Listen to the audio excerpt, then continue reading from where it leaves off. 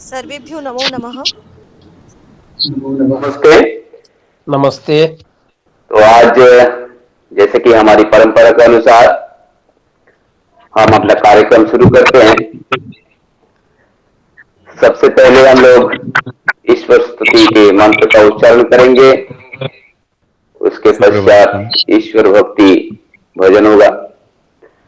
तो आज के हमारे सत्य प्रकाश के व्याख्याता हैं विश्वम्भर जी।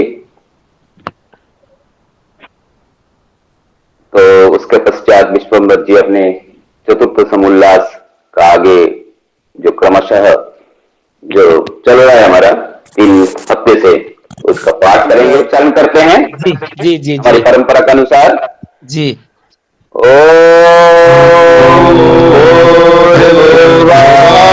स्वाहा तत्सवितुर्वरेण्यं भर्गो देवस्य धीमहि धियो यो नः प्रचोदयात्।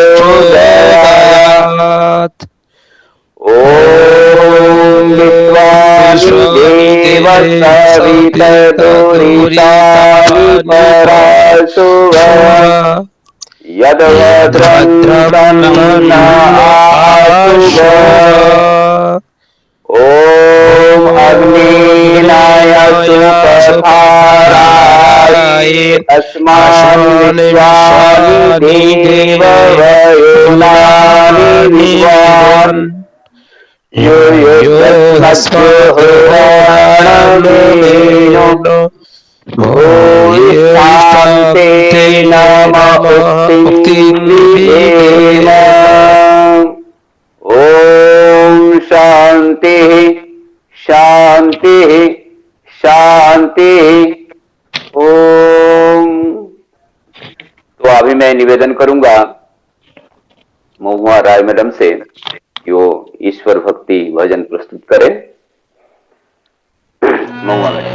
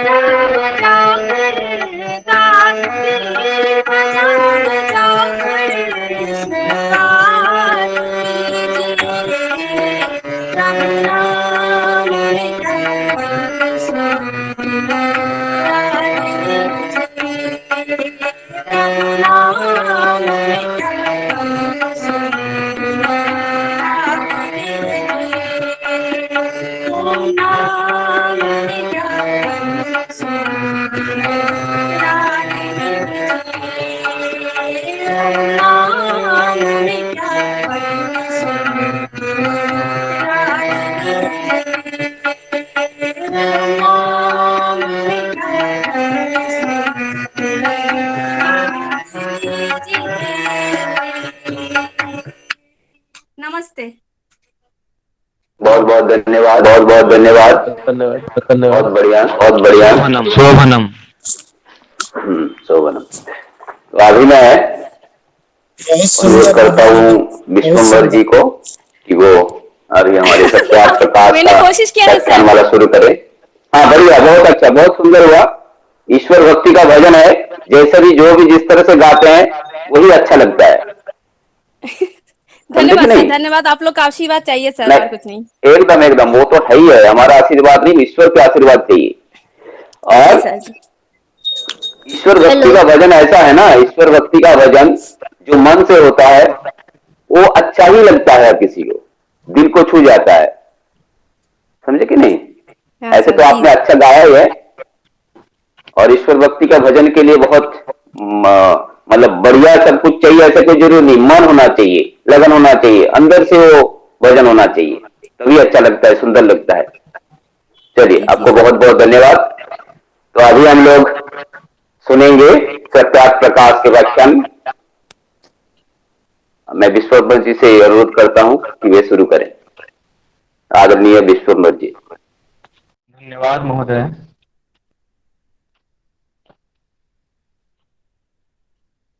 इस व्याख्यानमाला में उपस्थित सभी आर्य प्रेमी, आर्य विद्वान और विदुषियों को मेरा सब प्रेम नमस्ते। सम्मानीय मातृशक्ति व वेद प्रेमी भद्र पुरुष, जब भारत के नभमंडल पर अविवेक और अधर्म के बादल छाए हुए थे। विश्वम्भर जी, मैं विश्वम्भर जी, मैं एक निवेदन करना चाहता हूं आपसे कि आप वीडियो ऑन करके कीजिए, क्योंकि सभी लोग देख रहे हैं आपको। ठीक तो ठीक। वीडियो ऑन कर लीजिए। ठीक ठीक।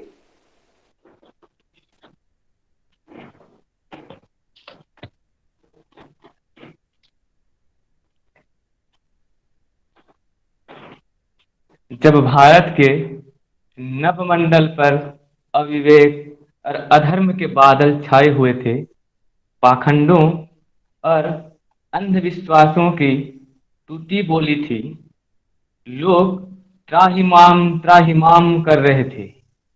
भारत माता सदियों से गुलामी की जंजीरों में जकड़ी हुई थी।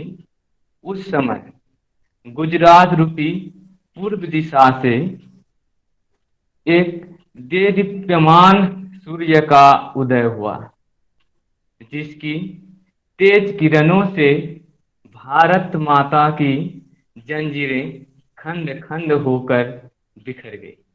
पता है वो सूर्यकांत था? जी हाँ, उसका नाम था स्वामी दयानंद सरस्वती। उसी अद्वितीय विद्वान एवं समाज सुधारक, धर्म संशोधक का अनुपम और अमर कृति है सत्यार्थ प्रकाश। आज इस सत्य आज हम सबको विदित है कि इस सत्यार्थ प्रकाश के व्याख्यान माला में हम सब उपस्थित हैं और इसका इस व्याख्यान माला के क्रम में चतुर्थ समोल्लास का जो पिछले 2 सत्र हुआ है उसमें हमारे आदरणीय कृष्णेंदु जी बहुत ही सुंदर तरीके से प्रस्तुत किए। इस चतुर्थ समोल्लास की मुख्य जो विषय वस्तु है समावर्तन विवाह गृहाश्रम विधि, अर्थात गृहस्थ जीवन के बारे में बताया गया है।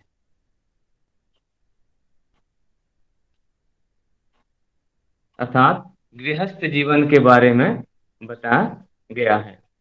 उसी क्रम में समाज में स्थित वर्ण व्यवस्था यथा ब्राह्मण, क्षत्रिय, वैश्य, शूद्र आदि जो वर्ण है उनके वर्ण व्यवस्था के बारे में आगे महर्षि जी के द्वारा बताया गया है कि यह जो वर्ण व्यवस्था है यह केवल अपने कर्मों के अनुसार निर्धारित होना चाहिए, न कि जन्म के अनुसार। महर्षि जी का कहना है कि अगर उच्च कुल में जन्म ग्रहण करके भी कुसंगत में रहते हैं, नीच कार्य को करते हैं, उनको शूद्र मानना चाहिए। अगर शूद्र कुल में, नीच कुल में जन्म ग्रहण करते हुए भी सत्कार्य में लिप्त रहें, धर्म और अधर्म को विचार करते हुए कार्यों को करें या करते हैं तो उनको उच्च कोटि में ग्रहण करना चाहिए। अतः आज इस व्याख्यान माला में वर्णों के अनुसार उनके गुण, कर्म और स्वभावों के बारे में हम लोग व्याख्या करेंगे। जैसे कि मनुस्मृति के प्रथम अध्याय के 88वां श्लोक में बताया गया है कि अध्यापनम अध्ययनम ययनम यायनम तथा दानम प्रतिग्रहश्चैव ब्राह्मण नाम कल्पयत। अर्थात इसमें ब्राह्मणों के जो श्रेष्ठ 6 मूल कर्म है उनके बारे में बताया गया है। जो है पढ़ना, पढ़ाना, यज्ञ करना, कराना, दान देना, लेना, ये 6 जो है ये मूल कर्म है।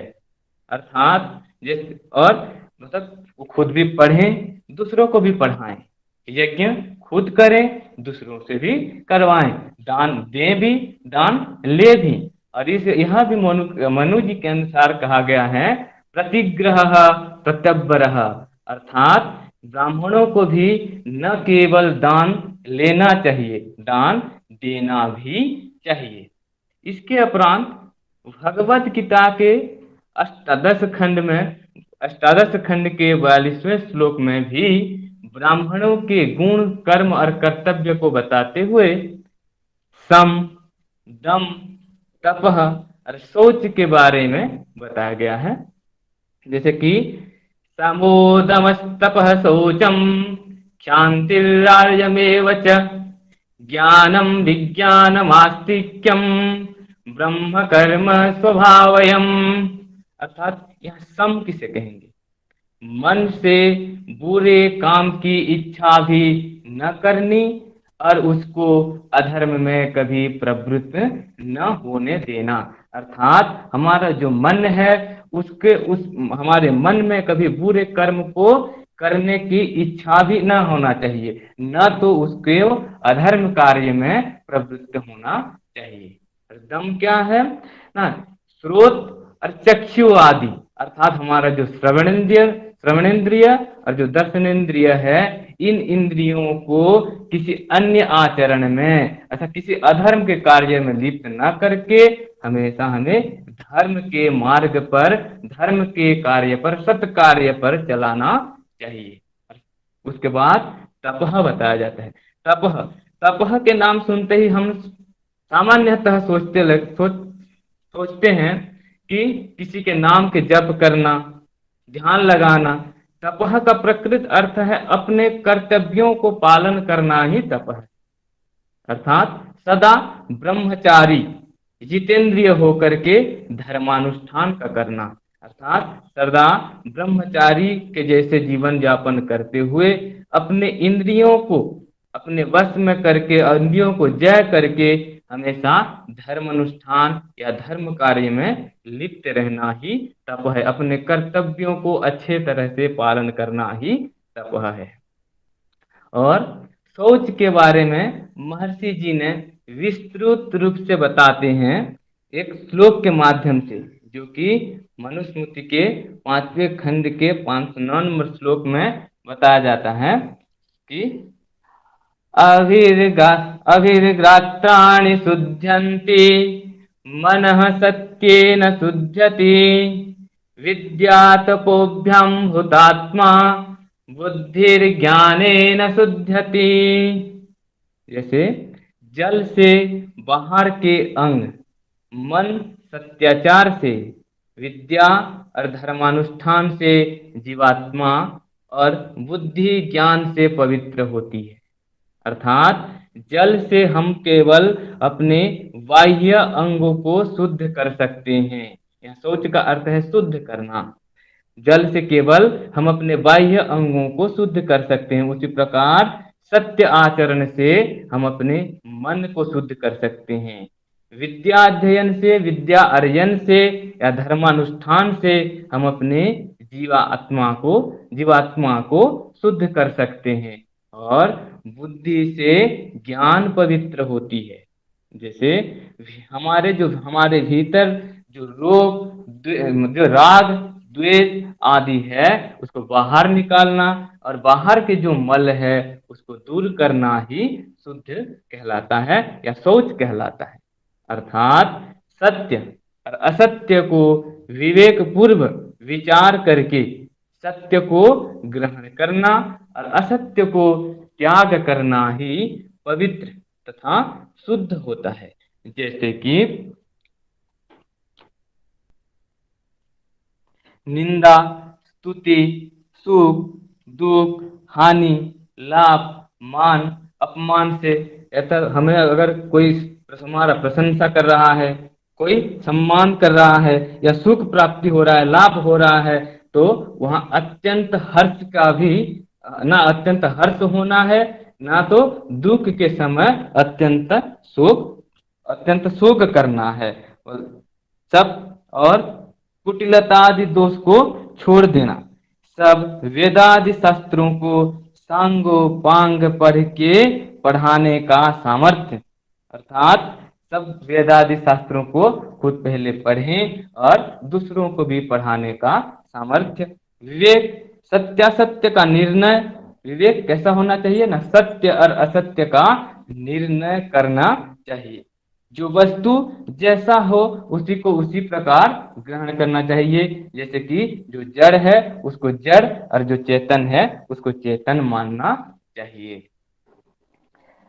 और लोक के परमेश्वर, मतलब इस पृथ्वी लोक से परमेश्वर पर्यंत पदार्थों की विशेषता या उसके बारे में विशेष ज्ञान को जान करके यथा योग्य उपयोग लेना और उनका उचित तरीके से जैसे उसका उपयोग करना चाहिए उसका उपयोग करना। जैसे कि कभी वेद, ईश्वर, मुक्ति, पूर्वजन्म, परजन्म, धर्म, विद्या, सत्संगत, माता पिता, आचार्य और अतिथियों, इन सब का सेवा को न छोड़ना और निंदा कभी न करना। यह जो 15 कर्म बताया गया है यह ब्राह्मण वर्णों के मनुष्यों में अवश्य होना चाहिए। अर्थात यह भी कह सकते हैं कि ब्राह्मण वर्ण में उसी व्यक्ति को मानना चाहिए जिनके पास यह 15 गुण हो। आगे क्षत्रियों के गुण, कर्म और स्वभाव के बारे में बताया गया है। प्रजानां रक्षणं दानं विद्याधनमेव च विषयेष्वप्रसक्तिश्च क्षत्रियस्य समासतः शौर्यं तेजो धृतादक्षं युद्धे चापल्यायनं दानमीश्वरभावश्च क्षात्रं कर्म स्वभावयम्। पहले प्रजानां रक्षणं दान विद्या अध्ययनमेव च विषये स्वप्रसक्तिश्च क्षत्रियस्य समासतः, अर्थात न्याय से प्रजा की रक्षा अर्थात पक्षपात छोड़ करके। हम जानते हैं तो क्षत्रियों का जो मूल धर्म है वह प्रजा की रक्षा करना, न केवल रक्षा करना, वो कैसे रक्षा करना, ना न्याय संगत न्याय को पालन करते हुए उनकी रक्षा करना, वह भी कैसे, ना पक्षपात रहित होकर के। श्रेष्ठों का सत्कार, अदुष्टों का तिरस्कार करना, और जो श्रेष्ठ व्यक्ति हैं उनका सत्कार, उनका सम्मान करना, और जो दुष्ट व्यक्ति हैं उनका तिरस्कार करना। सब प्रकार से सबका पालन, सभी प्रकार से सभी लोगों का पालन करना। और आगे बताया गया है कि दान कैसे, उनका दान कैसा होना चाहिए, न विद्या धर्म की प्रवृत्ति और सुपुत्रों की सेवा में धन आदि पदार्थों को व्यय करना, अर्थात विद्या अर्जन के प्रवृत्ति और सुपुत्रों की सेवा में धन आदि पदार्थों का व्यय करना। इज्या क्या है, न अग्निहोत्रादि यज्ञ करना व कराना, तो अग्निहोत्र आदि यज्ञ को खुद करना और करवाना। अध्ययन, वेदादि शास्त्रों का पढ़ाना तथा पढ़वाना। क्षत्रिय का भी यह गुण यह कर्म होना चाहिए कि वह वेद आदि शास्त्रों को पढ़े और पढ़वाएं। विषय स्वप्रसक्ति, और जो सबसे मूलभूत यहाँ बात बताया गया है, किसी विषय में न फंसकर अपने इंद्रियों को जय करके सदा शरीर और आत्मा से बलवान रहना ही यहाँ क्षत्रियों के गुण कर्म और स्वभाव बताया गया है मनुस्मृति। और आगे भगवद गीता में क्या बताया गया है, शौर्यम तेजो धृतिर्दाक्ष्यम युद्धे चाप्य पलायनम दानमीश्वर भावस्य क्षात्रम कर्म स्वभावयम, अर्थात शौर्य, अकेला सैकड़ों सहस्रों से भी युद्ध करने में भय न होना। शौर्य कैसा होना चाहिए, उसमें बल कैसा होना चाहिए कि अकेले भी सैकड़ों सैन्यों से या शत्रुओं की सामना करने की उसमें सामर्थ्य होना चाहिए, और हमेशा तेज होना चाहिए, सदा तेजस्वी, दीनता रहित, प्रगल्भ दृढ़ होना चाहिए। और धृति, धैर्य के हमेशा उसको धैर्यवान होना चाहिए। दक्षता कैसे, राज और प्रजा संबंधी व्यवहार और सब शास्त्रों में अति चतुर होना चाहिए। राज संबंधी व्यवहार और प्रजा संबंधी व्यवहार, प्रजाओं की रक्षा करना, राज्य का रक्षा करना, उसके साथ साथ शास्त्रों में भी अति चतुर, सभी शास्त्रों में भी अति चतुर होना चाहिए। इस प्रकार की दक्षता होना चाहिए।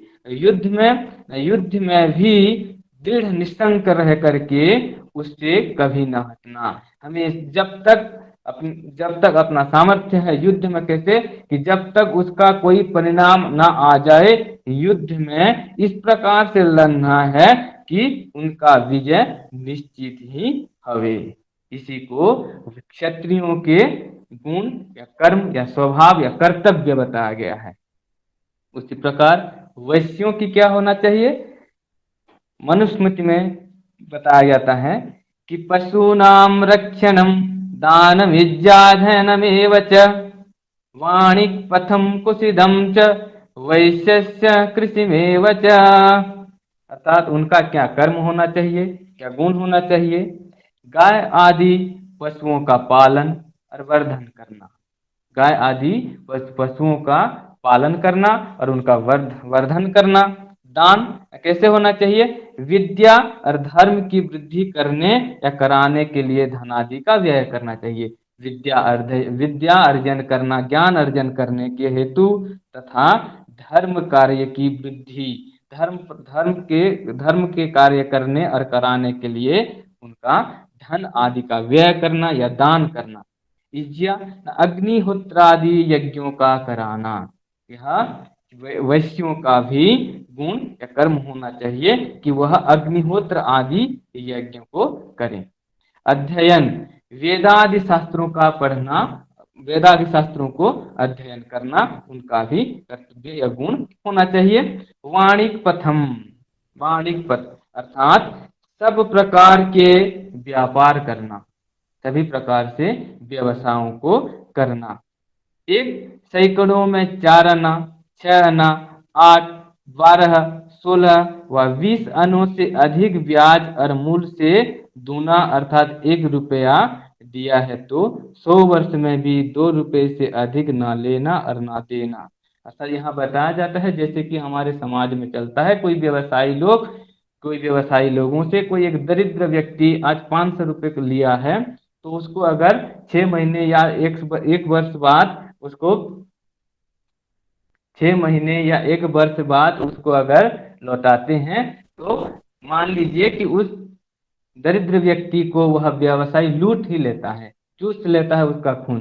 पर उसी प्रकार एक सच्चे जो वैश्य है, जो व्यवसायी है, उसमें यह गुण होना चाहिए कि उसको जब मतलब अपने सामर्थ्य के अनुसार सहायता करना चाहिए और जितना वह लिया है उतना ही उससे लेना चाहिए। यह होता है एक वैश्य के जो गुण है। उसी प्रकार शूद्रों के क्या कर्म या क्या स्वभाव, क्या गुण बताए जाते हैं। एकमेव हि शूद्रस्य प्रभु कर्म समादिशत् एतेषाम् एव वर्णानां शुश्रूषा मनसूयया। अर्थात शूद्रों का क्या कर्म होना चाहिए। शूद्रों को योग्य है, अर्थात शूद्रों के लिए यह उचित है कि निंदा, ईर्षा, अभिमान आदि दोषों को छोड़ के ब्राह्मण, क्षत्रिय और वैश्यों की सेवा यथावत करना। अर्थात शूद्रों की यह योग्य है, यह उचित है कि वह निंदा, ईर्षा, अपमान, अभिमान आदि को छोड़ करके, इन सभी दोषों से रहित होकर के ब्राह्मण, क्षत्रिय और वैश्यों की यथावत उनका सेवा करना ही उनका मूल कर्म और गुण कहलाता है।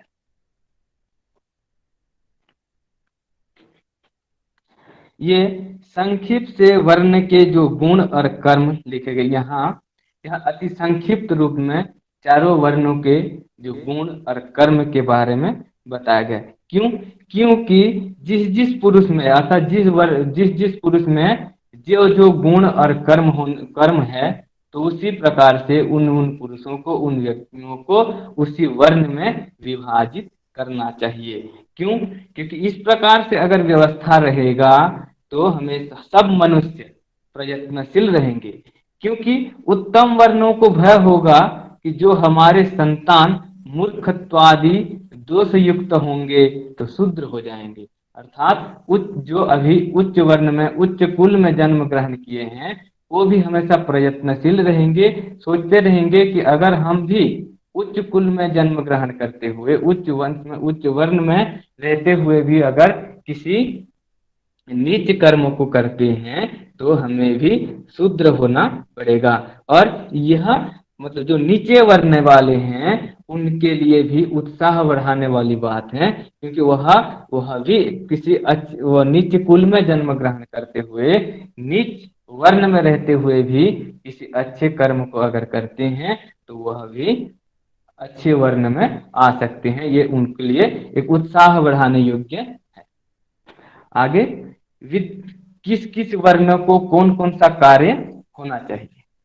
विद्या और धर्म के प्रचार का अधिकार ब्राह्मणों को देना चाहिए। अर्थात विद्या और धर्म आदि के प्रचार के जो अधिकार है वह ब्राह्मणों को देना चाहिए। क्यों? क्योंकि वे पूर्ण विद्यावान और धार्मिक होने से उस काम को यथा योग्य कर सकते हैं। क्यों? क्योंकि ब्राह्मण जो ब्राह्मण कुल में है, जो ब्राह्मण वर्ण में है, तो वह पूर्ण विद्यावान और धार्मिक होने के कारण उस कर्म को यथा योग्य अर्थात जैसे होना चाहिए उस तरह से वह उस कार्य को निभा सकते हैं। क्षत्रियों को राज्य के अधिकार देने से कभी राज्य की हानि व विघ्न नहीं हो सकता। अर्थात अभी अभी भी हम लोग पढ़े हैं कि क्षत्रियों का जो गुण कर्म है वह है कि राज्य का और प्रजाओं का रक्षा करना एक क्षत्रिय का मूल गुण और कर्म है। अर्थात उनको अगर राज्य के रक्षा का अधिकार दिया जाए तो कभी भी राज्य की हानि या राज्य में किसी प्रकार से विघ्न नहीं हो सकता। पशुपालन आदि का अधिकार वैश्यों को ही होने योग्य है, और जो पशुपालन और व्यवसाय आदि का जो अधिकार वह वैश्य वर्ण वालों को ही होना चाहिए। शूद्रों को सेवा का अधिकार इसलिए है, शूद्रों को क्यों सेवा का अधिकार दिया गया है? वह विद्या रहित अधिक जो शूद्र वर्ण वाले होते हैं वह विद्या रहित होते हैं, और विज्ञान संबंधी जो काम कुछ भी नहीं कर सकता, और जो विज्ञान संबंधी काम है उनको वह नहीं कर सकते हैं, किंतु शरीर के जो काम है, शारीरिक जो मेहनत है उसको वह कर सकते हैं। इस प्रकार से शूद्रों को सभी वर्णों की सेवा करने का अधिकार देना चाहिए। इस प्रकार वर्णों को अपने अपने अधिकार में प्रवृत्त करना यह राजा आदि लोगों का काम है। तो ये अपने गुण कर्म स्वभाव के अनुसार सभी वर्णों को अलग अलग जो कार्य दिया गया है, जो अधिकार दिया गया है, यह सब राजा आदियों की कर्म है। यहाँ तक हम वर्णों के गुण कर्म और स्वभाव के बारे में जाने। अभी जो चतुर्थ समुल्लास का जो गृहस्थ जीवन है उसी क्रम में जो चल रहा था, तो विवाह के लक्षण को, विवाह का क्या लक्षण है, कितने प्रकार के उसके लक्षण है, उसको जानेंगे। ब्राह्मो दैवस्तथैवार्ष प्रजापत्यस्तथासुरः गंधर्वो राक्षसश्चैव पैशाचश्चाष्टमोधमः। अर्थात मनुस्मृति के छठे खंड के 21वें श्लोक में यह बताया गया है कि विवाह का जो प्रकार है वह 8 प्रकार का। क्या क्या? एक ब्राह्म विवाह, दैव विवाह, आर्ष विवाह, प्रजापत्य विवाह, आसुर विवाह, गांधर्व विवाह, 7वां राक्षस विवाह और 8वां पैशाच विवाह है। तो उन सभी का क्या क्या लक्षण है कि उसको आगे देखेंगे। तो कह रहे हैं ब्रह्म विवाह वह है, किसे कहते हैं ब्रह्म विवाह? ना वर कन्या दोनों यथावत ब्रह्मचर्य से पूर्ण विद्वान धार्मिक और सुशील हो। तो उसका वह क्या होना चाहिए? वर और कन्या दोनों यथावत ब्रह्मचर्य से पूर्ण है तथा धार्मिक और सुशील हो, और उनका परस्पर प्रसन्नता से विवाह होना ब्रह्म विवाह कहलाता है। और वर और कन्या दोनों के परस्पर प्रसन्नता से, दोनों के सम्मति से विवाह होना ही ब्रह्म विवाह कहलाता है। आगे विस्तृत यज्ञ करके ऋत्विक के कर्म करते हुए जामाता को अलंकार युक्त कन्या का देना दैव विवाह है। अर्थात बहुत विस्तार से यज्ञ आदि करके ऋत्विकों के द्वारा कर्मकांड कराते हुए वो जामाता को अलंकार युक्त कन्या का देना यह दैव विवाह कहलाता है। वर्ष से कुछ लेके विवाह होना यह आर्ष विवाह है। अर्थात वर्ष से कुछ ले करके विवाह करना यह आर्ष विवाह कहलाता है।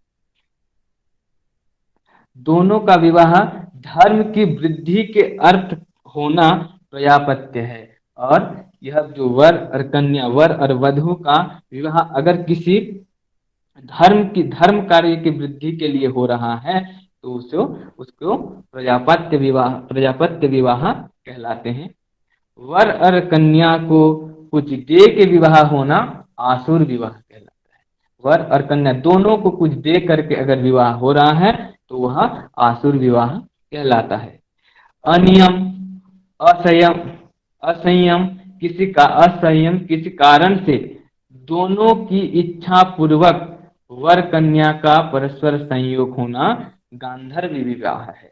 अर्थात अनियम से, असमय में, किसी भी कारण से दोनों का इच्छा मतलब वर और कन्या दोनों का इच्छा पूर्वक वह मतलब परस्पर संयोग होना और उनका विवाह का होना गांधर्व विवाह कहलाता है, जिसका कि उदाहरण हमें कालिदास के लिखित अभिज्ञान शाकुंतलम में देखने के लिए मिलता है। लड़ाई करके बलात्कार आदि अर्थात छीन झपट कपट से कन्या का ग्रहण करना यह राक्षस विवाह है। किसी के साथ जोर जबरदस्त या छीन झपट करके कपट से किसी के साथ विवाह करना वह राक्षस विवाह कहलाता है। और आगे कहते हैं शयन व नशा पी हुई, कोई अगर कोई शयन अवस्था में है या किसी नशेली द्रव्य से वह धृत है या तो वह पागल है अर्थात उसका जिसका मानसिक विकृति है, उसी प्रकार से बलात्कार करके संयोग करना यह पैशाच है। किसी के साथ जोर जबरदस्ती करके संयोग करना, उसके साथ विवाह करना, यह पैशाच विवाह कहलाता है। इस प्रकार से विवाह का जो 8 प्रकार यहाँ बताया जाता है। इन सब विवाहों में से ब्रह्म विवाह सबसे सर्वोत्कृष्ट है।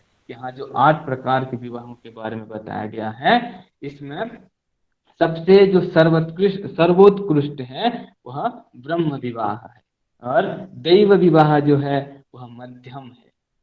आर्ष, आसुर और गांधर्व इसको निकृष्ट माना जाता है। राक्षस, अधम और पैशाच जो है इसे महाभ्रष्ट माना जाता है। इसलिए यही निश्चय रखना चाहिए कि कन्या और वर का विवाह के पूर्व एकांत में मेल न होना चाहिए। आगे गृहस्थ जीवन में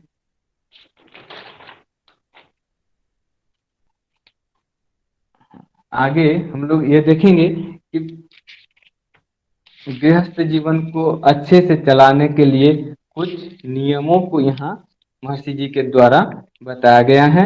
जैसे कि कुछ नियमों को जो है मतलब वर को भी मानना चाहिए और कुछ नियमों को जो है वधु को भी मानना चाहिए। जैसे कि ऋतु कालाभिगामी स्यात् स्वदारा निरतरः स्यात् ब्रह्मचार्येव भवति यत्र तत्रासमेव सन्। अर्थात कह रहे हैं जो अपने ही स्त्री से प्रसन्न और रुतगामी होता है वह गृहस्थ भी ब्रह्मचारी के सदृश है। अर्थात जो पुरुष अपने स्त्री के साथ प्रसन्न है, सुखी है और वह गृहस्थ जीवन यापन करते हुए भी उसको एक ब्रह्मचारी के सदृश ग्रहण किया जाता है। जैसे कि संतुष्टो भार्यया भर्ता भार्या तथैव च यस्मिन्नेव कुले नित्यं कल्याणं तत्र वै ध्रुवम्। अर्थात जिस कुल में भार्या से भर्ता और पति से पत्नी अच्छे प्रकार से प्रसन्न रहती हैं, उसी कुल में सब सौभाग्य और ऐश्वर्य निवास करते हैं। इनका कहना है कि जिस कुल में मतलब वधु से और वधु अपने वर से अपने पति से हमेशा प्रसन्न रहते हैं, उसी कुल में उसी घर में हमेशा सौभाग्य और ऐश्वर्य निवास करते हैं। और जहाँ हमेशा कलह लगा रहता है वहाँ दुर्भाग्य और दरिद्र का वास होता है, वह वहाँ स्थिर हो जाते हैं। आगे यदि ही स्त्री न रोचते पुमांसन्न प्रमोदयेत् अप्रमोदात् पुनः पुंसः प्रजनम न प्रवर्तते। अर्थात जो स्त्री पति से प्रीति और पति को प्रसन्न नहीं करती वो तो पति के अप्रसन्न होने से काम उत्पन्न नहीं होता। आगे स्त्रियां तु रोचमानायं सर्वं तद्रोचते कुलम् तस्यां त्वरोचमानायं सर्वमेव न रोचते। अर्थात जिस स्त्री की प्रसन्नता से सब कुल प्रसन्न होता है, उसकी अप्रसन्नता से सब अप्रसन्न अर्थात दुखदायक होता है। अर्थात जहाँ स्त्रियों की अच्छे सम्मान हो, अर्थात स्त्री जहाँ प्रसन्न है उस वहाँ सब कुल, उनका जो कुल है, उनका जो घर है, सब प्रसन्न रहते हैं। और उनकी अप्रसन्नता, जहाँ उनकी अप्रसन्नता हुई और सब वहाँ उस घर में, उस कुल में दुखदा मतलब बहुत प्रकार से बाधा विघ्न और दुखदायक हो जाता है। जैसे कि हम एक श्लोक भी याद आ रहा है मुझे, जैसे क्लास 5 में हम लोग पढ़ाते हैं, न कश्चित कस्यचित मित्रम न कश्चित कस्यचित रिपुः व्यवहारे न जायन्ते मित्राणि रिपवस्तथा। अर्थात जिस प्रकार से हम व्यवहार करते हैं, ना कोई हमारा मित्र है ना कोई हमारा शत्रु है। हम अपने व्यवहार से ही मित्र और शत्रु दोनों को बनाते हैं। अर्थात यहाँ अगर हम अपने में सुख से प्रसन्नता से वास करते हैं तो हमारा कुल, हमारा घर भी हमेशा प्रसन्न रहता है। अगर हम अप्रसन्न हो, मतलब हम अपने घर में ही अप्रसन्न हो गए तो हमेशा दुख, हर कोई कार्य में बाधा विघ्न आता है और वह दुखदायक हो जाता है। आगे देखिए, पुरुष किस प्रकार से स्त्रियों को, मतलब स्त्रियों के सम्मान करें। फिर पितुभिः भ्रातुभिश्चत्ता पति सर्देवरिस्तथा पूज्या भूषीयतव्याश्च बहु कल्याणमिप्सुभिः। अर्थात पिता, भाई, पति और देवर, इनको सत्कार पूर्वक भूषण आदि से प्रसन्न रखें। जिनको बहुत कल्याण की इच्छा हो वे ऐसा करें। आगे बताया गया है, यत्र नार्यस्तु पूज्यन्ते रमन्ते तत्र देवताः यत्रैतास्तु न पूज्यन्ते सर्वास्तत्र अपला क्रिया। अर्थात जिस घर में स्त्रियों का सत्कार होता है, जिस घर में स्त्रियों का सम्मान होता है, उसमें विद्यायुक्त पुरुष होकर के देव संज्ञा धरा के, अर्थात जहाँ नारियों की सम्मान होता है वहाँ देवताओं की भी वास होता है। आनंद से क्रीड़ा करते हैं, देवता भी वहाँ आनंद से क्रीड़ा करते हैं। और जिस घर में स्त्रियों का सत्कार नहीं होता है वहाँ सब क्रिया निष्फल हो जाती है। और जिस घर में स्त्रियों का सम्मान नहीं हुआ तो वहाँ जो भी कार्य करते हैं सब निष्फल हो जाता है। सोचन्ति जामयो यत्र विनश्यत्तासु तत्कुलं न सोचन्ति तु यत्रैता वर्धते तद्धि सर्वदा। अर्थात जिस घर व कुल में स्त्री लोग शोकातुर होकर दुख पाते हैं, अर्थात जिस घर में स्त्री हमेशा शोकाकुल अर्थात दुखी पाए जाते हैं, वह कुल शीघ्र नष्ट हो जाता है। वह कुल या वह घर शीघ्र ही नष्ट हो जाता है, भ्रष्ट हो जाता है। और जिस घर व कुल में स्त्री लोग आनंद से, उत्साह से और प्रसन्नता से भरी रहती हैं, वह कुल सर्वदा बढ़ता ही रहता है।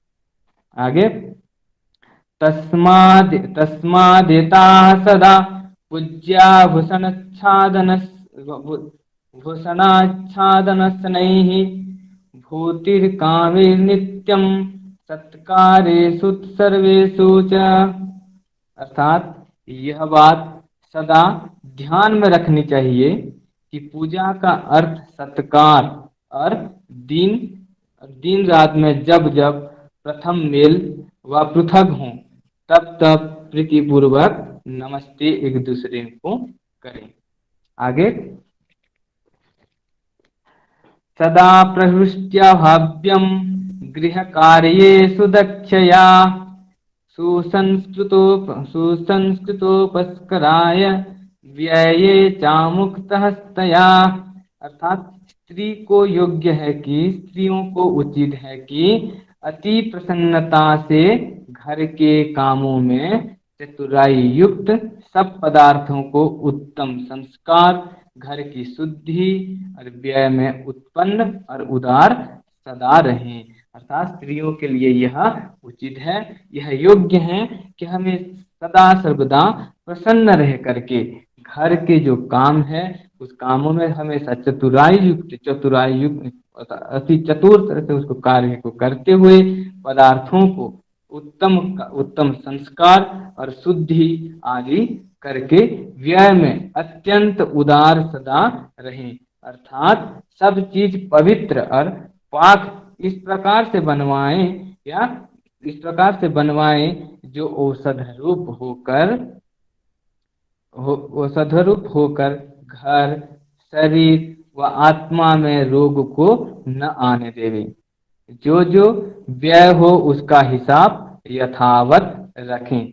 पति आदि को सुना दिया करें। घर में नौकर चाकरों से यथायोग्य काम लेवें। घर के किसी काम को बिगड़ने ना देवें। इस प्रकार के यहाँ स्त्रियों के लिए भी बताया गया। आगे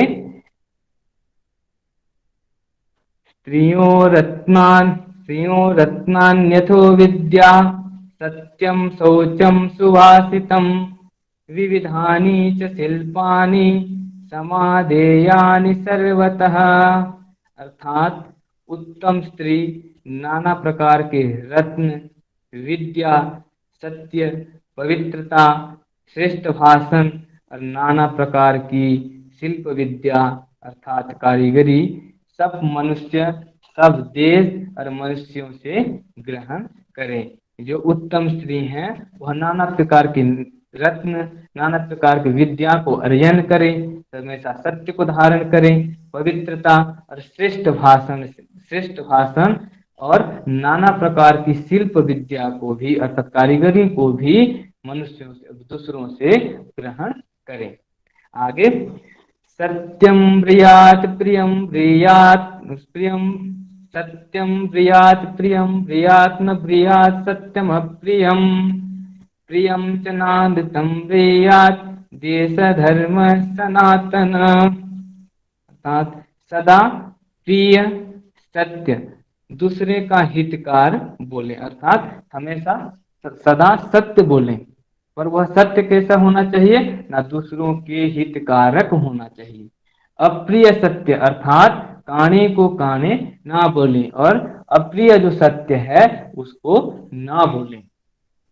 झूठ अर्थात दूसरों को प्रसन्न करने के अर्थ ना बोलें। और ये भी नहीं बोलना चाहिए कि केवल दूसरों को प्रसन्न करने के लिए झूठ भी नहीं बोलना चाहिए। भद्रम भद्रमिति ब्रीयात् भद्रम इत्येव वावदेत् शुष्क वैरम विवादम च न क्रियात् केनाचित् सह।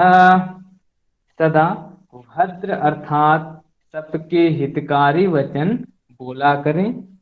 अर्थात हमेशा सभी के साथ, सभी लोगों के साथ भद्र विनम्र होकर के और सभी के लिए हितकारी वचन बोले।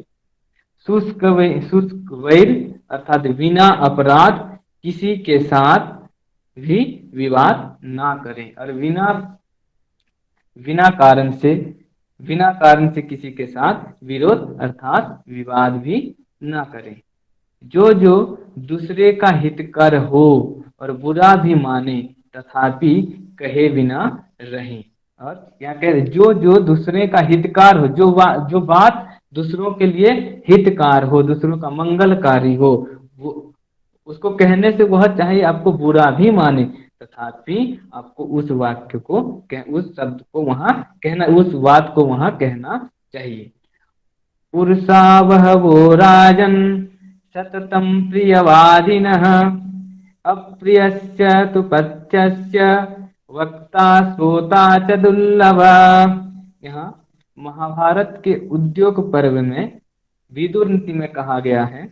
विदुर जी कहते हैं कि धृतराष्ट्र, इस संसार में दूसरे को निरंतर प्रसन्न करने के लिए प्रिय बोलने वाले खुशमदी लोग बहुत हैं। कह रहे हैं कि इस संसार में हमेशा दूसरे लोगों को खुश करने के लिए प्रिय वचन बोलने वाले बहुत लोग हैं, परंतु सुनने में अप्रिय विदित हो और वह कल्याण करने वाला वचन हो, उसको कहने और सुनने वाला पुरुष दुर्लभ होता है। और कह रहे हैं पर जो बात भले ही सुनने के लिए अप्रिय हो और उस व्यक्ति के लिए अगर वह बात हितकारक हो, इस प्रकार से बातों को बोलने वाले लोग बहुत ही दुर्लभ हैं। क्योंकि सत्पुरुषों को यह योग्य है, जो सत्पुरुष है इनको यह योग्य है कि मुख के सामने दूसरे का दोष कहना और अपना दोष सुनना। जो एक सत्पुरुष है उसमें यह गुण होना चाहिए कि दूसरों के सामने, जो दूसरे व्यक्ति अगर कोई कर्म, कोई गलत कार्य को कर रहे हैं तो उनके मुख के सामने ही उस गलतियों को बताना, और खुद से भी अगर किसी प्रकार की गलती हुई हो, किसी प्रकार की दोष हुआ हो, तो उस दोष को भी अपने सुनने की धैर्य रखना। परोक्ष में दूसरों के गुण का सदा कहना और किसी का स्तुति करना। परोक्ष में भी वह व्यक्ति ना होते हुए भी उसका जो गुण है उस गुण को हमेशा दूसरों के सामने कहना, उसका स्तुति करना। और दुष्टों की यही रीति है, पर जो दुष्ट व्यक्ति होते हैं, जो दुष्ट प्रकृति के लोग होते हैं, उनका क्या रीति होता है ना, सम्मुख में गुण कहना और परोक्ष में दोष का प्रकाश करना। जो दुष्ट प्रवृत्ति के लोग होते हैं क्या कहते हैं ना, हम जब वहां उपस्थित हैं तो हमारे सामने हमारा बहुत प्रशंसा करते हैं, पर जब हम वहां से चले जाएं तो क्या करते हैं ना, हमारा जो दोष है उसका वह लोग व्याख्या करना शुरू कर देते हैं। जब तक मनुष्य दूसरे से अपने दोष नहीं सुनता व कहने वाला नहीं कहता, तब तक मनुष्य दोषों से छूटकर जब तक मनुष्य दूसरों से अपने दोष नहीं सुनता वह कहने वाला नहीं कहता, तब तक मनुष्य दोषों से छूटकर गुणी नहीं होता। अर्थात यहाँ कह रहे हैं कि जब तक मनुष्य अपने दोष को सुनने की धैर्य नहीं है और जो व्यक्ति वह दोष को देख रहा है तो कहने वाला में भी वह सामर्थ्य होना चाहिए कि जो गलत है वो से गलत मानने की उसमें सामर्थ्य भी होना चाहिए। और जब तक इस दोषों से मनुष्य इस दोषों से जब तक मनुष्य को छुटकारा नहीं है, तब तक उस मनुष्य को कभी गुणी लोगों में नहीं माना जा सकता है। कभी किसी की निंदा ना करें और कभी किसी भी व्यक्ति की निंदा ना करें। जैसे कि कहते हैं हम किसी के ऊपर उंगली करते हैं तो उसमें 3 उंगली हमारे तरफ भी होता है। किसी को अगर उसका दोष को हम देख रहे हैं तो उसके पहले खुद को भी एक बार ध्यान देना चाहिए कि अपने अंदर क्या दोष है, और दूसरों की दोष को देखने से अच्छा है कि उतना दोष अपने में देखें और अपने में सुधार करने की प्रयास करें। सब लोग अगर अपने अपने दोषों को देख करके अपने में सुधार करने की प्रयास करें तो कभी और यह दोष नाम का चीज ही नहीं रहेगा। इसीलिए सब अपने आप को देख करके अपने दोषों को सुधारने की कोशिश करें। आगे कह रहे हैं कभी किसी का निंदा भी नहीं करना चाहिए। जैसे कि गुणेषु दोषारोपणम सुयात्, अर्थात दोषेषु गुणारोपणम सुयात्, गुणेषु गुणारोपणम दोषेषु दोषारोपणम च स्तुतिः। अर्थात गुणों में दोष और दोषों में गुण लगाना निंदा है। अर्थात किसी के गुण में दोष लगाना या दोष में गुण लगाना यह निंदा है, और गुणों में गुण और दोष में दोष का कथन करना स्तुति कहलाती है। अर्थात किसी व्यक्ति का जो सत्य है उसके बारे में, वह उसका जो गुण है उस गुण के बारे में सत्य बताना, और उसके अंदर जो दोष है उस दोष के बारे में, उसका दोष को बताना, यह उसका स्तुति है। अर्थात मिथ्या भाषण का नाम निंदा और सत्य भाषण का नाम स्तुति है। तो उसको प्रसन्न करने के लिए मिथ्या भाषण का करना वह उसका निंदा है। प्रकृति में उसका जो हानि हो रहा है उसको वह व्यक्ति समझ नहीं पा रहा। हम अपने लाभ के लिए अपने कार्य को कराने के लिए उसको प्रशंसा कर रहे हैं, पर वह प्रशंसा नहीं, वह निंदा है। और सत्य भाषण का नाम स्तुति है, और जो सत्य भाषण करने का नाम ही स्तुति है। बुद्धिर्वृद्धि करण्यासु धन्यानि च हितानि च नित्यं शास्त्राण्यवेक्षेत् निगमनाश्चैव वैदकान्। अर्थात जो बुद्धि, धन और हित की शीघ्र वृद्धि करने हारा शास्त्र और वेद है। अर्थात जो हमारे बुद्धि और बुद्धि के साथ साथ धन हमारे लिए लाभकारी, हमारे हित में जो कार्य करता है, इसको वृद्धि कराने वाला, कराने हारा कौन है? ना वेद। उनको नित्य सुने और सुनवाए। वह वेद शास्त्र आदि के जो ज्ञान है उसको नित्य खुद सुने और दूसरों को सुनाए भी। ब्रह्मचर्य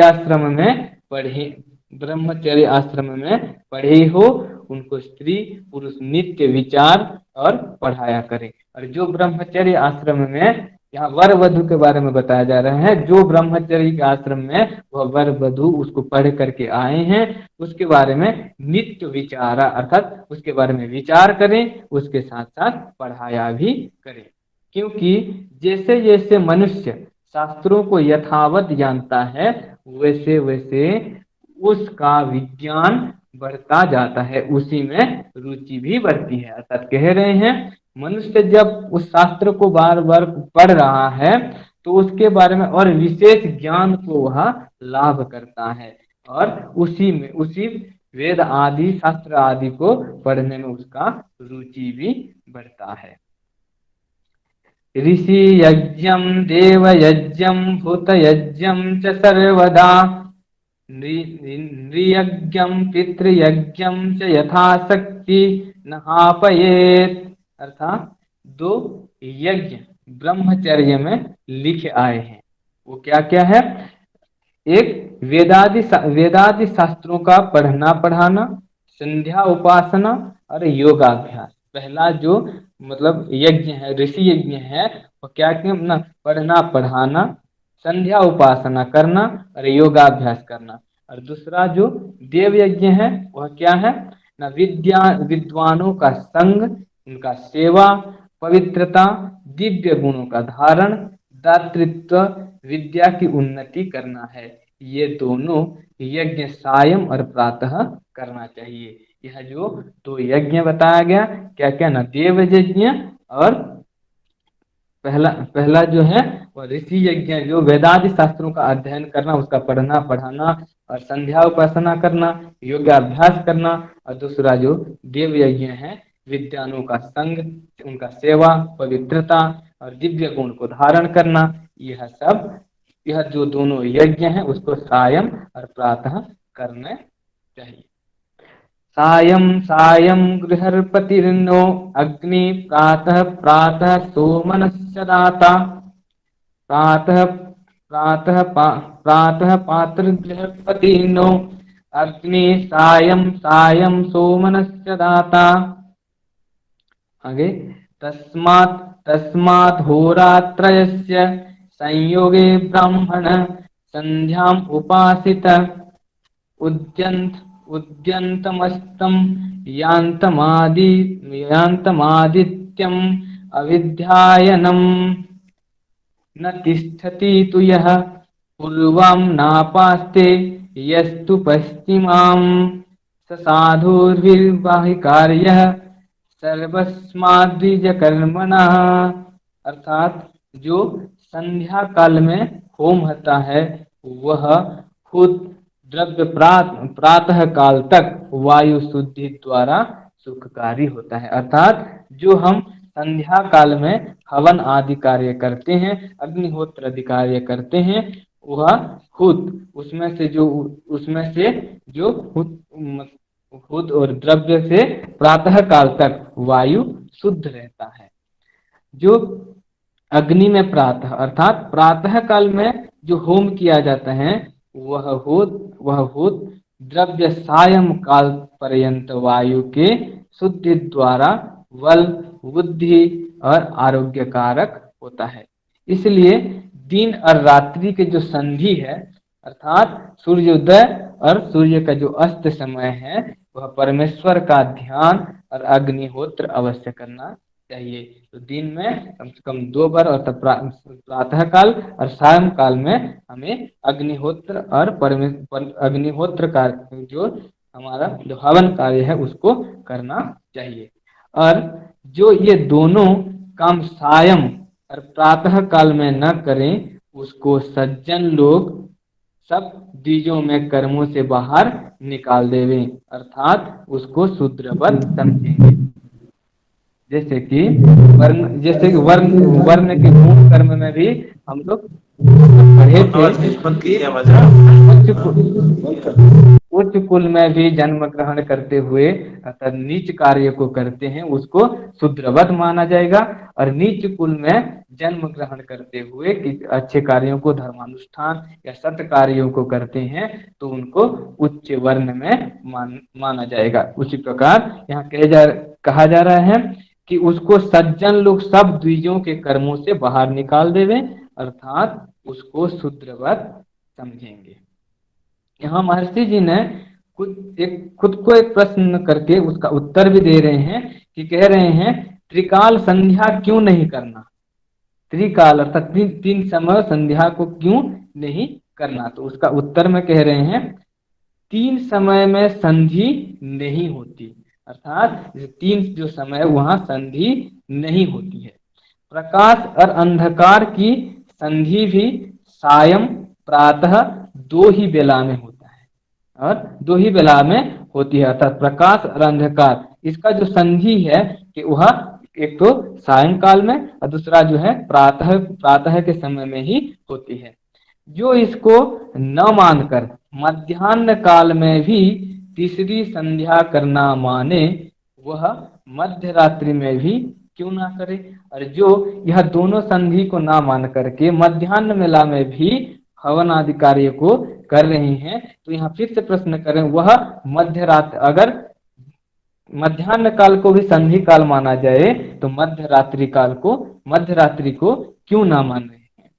जो मध्य रात्रि में भी करना चाहे तो प्रहर प्रहर, घड़ी घड़ी, पल पल और क्षण क्षण की संधि में संध्या उपासना किया करें।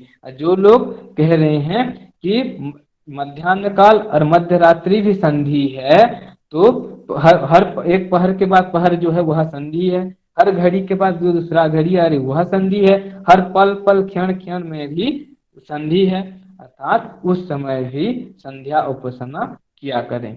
जो ऐसा भी चाहे तो हो ही नहीं सकता, ऐसा चाह करके भी हो नहीं सकता है। और किसी शास्त्र का मध्याह्न संध्या में प्रमाण भी नहीं, और किसी शास्त्र में मध्याह्न समय में संध्या करना इसका कोई प्रमाण भी नहीं है। इसलिए दोनों कालों में संध्या और अग्निहोत्र करना तीसरी काल में नहीं। इसलिए यह दोनों संधि समय में अर्थात प्रातः और शाम काल को ही यज्ञ करना और अग्निहोत्र आदि कार्य करना, ईश्वर को ध्यान करना आदि कार्य होता है। इसलिए दोनों काल में ही संध्या और अग्निहोत्र करना, तीसरे काल में नहीं। और जो 3 काल होते हैं वे भूत, भविष्यत और वर्तमान के भेद से हैं, संध्योपासना के भेद से नहीं। और जो 3 काल हैं वह भूत, भविष्यत और वर्तमान, इस प्रकार से तीनों भेद हैं, और यह संध्या उपासना के कोई भेद नहीं है। और यहाँ तीसरा जो यज्ञ के बारे में बताया गया है, तीसरा यज्ञ पितृयज्ञ।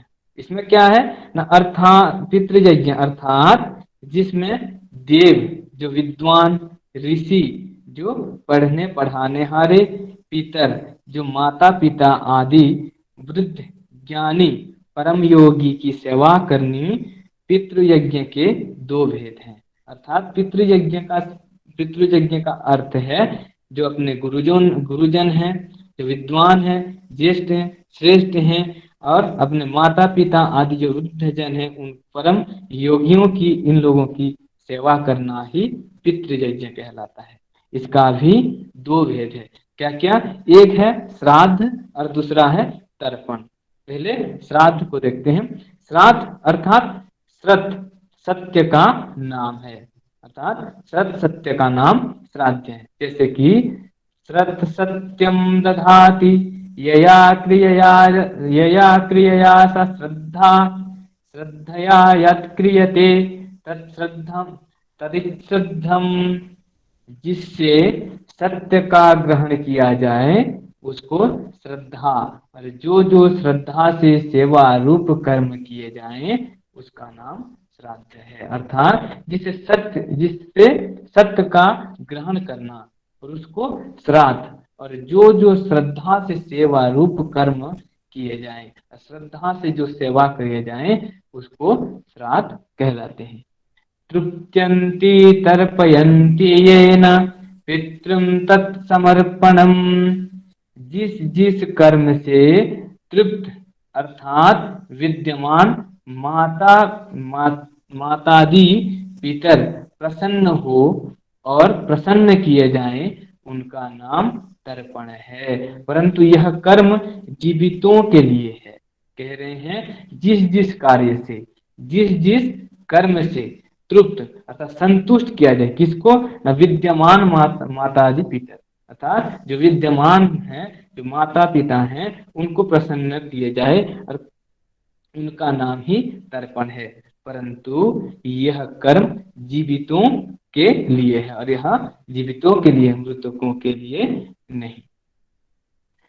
ओम ब्रह्मादयो देवास्तृप्यन्ताम् ब्रह्मादिदेवन्त्यस्तृप्यन्ताम् ब्रह्मादिदेवसुतास्तृप्यन्ताम् ब्रह्मादिदेवगणस्तृप्यन्ताम्। इससे आगे की जो भाग है आगे के सत्र में देखेंगे। बहुत बहुत धन्यवाद। बहुत सुंदर आपने व्याख्यान किए हैं। मैं विश्वम्बर जी को बहुत बहुत बधाई देता हूँ। इस अनमोल ग्रंथ की व्याख्यान की सहयोग देने के लिए सभी आयोजक मंडली से मैं आभार व्यक्त करता हूँ। सभी को धन्यवाद। बहुत बहुत धन्यवाद विश्वम्बर जी, बहुत बहुत धन्यवाद। बहुत अच्छी तरह से आपने व्याख्यान किया, बहुत अच्छा लगा। बहुत बहुत धन्यवाद। आप लोगों की इस प्रकार से आशीर्वाद बने रहे। बिल्कुल बिल्कुल ठीक है। तो आपको मतलब मौका दिया था, इसलिए मैं मतलब अच्छा लगा कि आपने उसको पूरा निभाया। चलिए आज इस समोल्लास की जो थोड़ी सी हमने बातें सुनी है उसमें मुख्यतः जो दो बातें बहुत लोगों को नहीं लगेगी वो है श्राद्ध और तर्पण, है ना। आप लोगों के लिए बहुत लोग ऐसा कहेंगे कि श्राद्ध तो आप लोग जानते हैं कि श्राद्ध होता है मृतक की, लेकिन स्वामी दयानंद जी ने जो हमें बताया है कि श्राद्ध जो हमारे वेदादि शास्त्रों में जो बताया गया है कि श्राद्ध किसी मृतक का नहीं होता है। श्राद्ध जीवित माता पिता का होता है, जीवित लोगों का होता है। जो श्रद्धा से किया जाए उसको श्राद्ध कहते हैं। और तर्पण भी मृतक के नहीं, जीवित लोगों के होते हैं। तो आज हम लोगों ने बहुत कुछ सीखा है। बहुत लोगों के लिए नई बात होगी। बहुत लोग सोचते हैं कि श्राद्ध तो मृत्यु के बाद किया जाता है, लेकिन नहीं, श्राद्ध प्रकृत अर्थ में जीवित माता पिता के, जीवित लोगों के ही करने चाहिए। तो बहुत बहुत धन्यवाद सभी को। आप सभी ने अमूल्य समय दिया है। और हाँ सरोज जी, श्रद्धा दियते इति श्राद्ध, ठीक। चलिए।